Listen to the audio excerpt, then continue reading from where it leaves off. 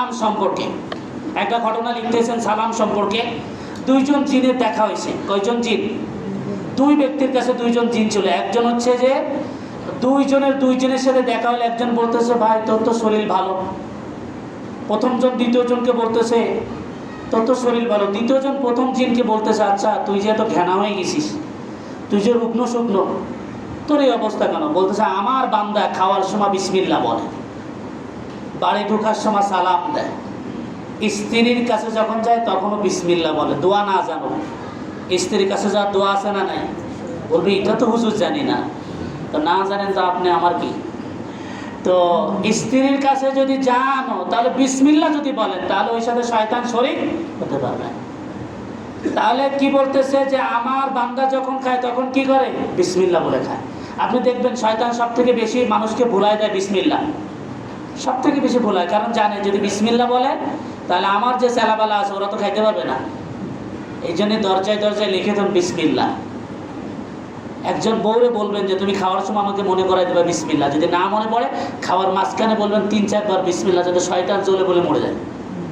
বিসমিল্লাহ আউয়ালা ওয়া আখিরা আছে, কিন্তু না পারলেও বিসমিল্লাহ বলেন।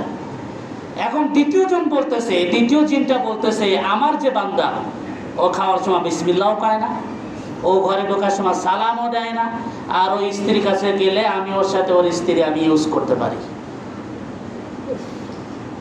এখন বুখারীর হাদিসে আসেন, বুখারীর হাদিস রয়েছে দোয়া পড়া। রাসূলুল্লাহ বলছে, তোমরা যদি দোয়া না পড়ো, বিসমিল্লাহ না বলো, তাহলে তোমার সাথে শয়তান তোমার স্ত্রীর সাথে ব্যবহার করে। ভাই এটা তো হাদিস, আমি না বলে কোথায় যাব? তাহলে এখন আপনার ইচ্ছা যে আপনি বাড়ি ঢোকার সময় সালাম দিবেন, বিসমিল্লাহ বলবেন নাকি বলবেন না, এটা আপনার। এই জন্য বলি, রাসূলুল্লাহ বলেছে ঈশার সময় বাড়ি ঢোকার সময় অবশ্যই সালাম দাও।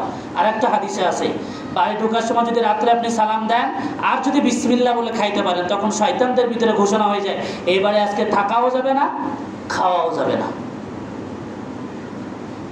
শয়তানরা নিজেরা ঘোষণা করে এই বাড়ি আজকে নিরাপদ হয়ে গেছে। কিসের জন্য নিরাপদ হলো?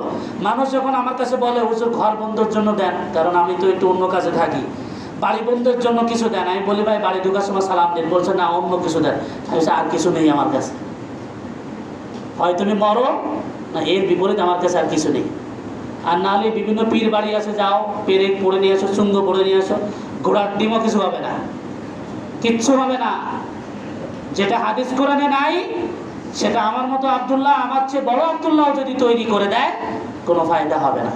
আল্লাহ রাসূল বলছে বাড়ি ঢোকার সময় সালাম দাও, তাহলে তোমার বাড়ি নিরাপদ হয়ে যাবে। আর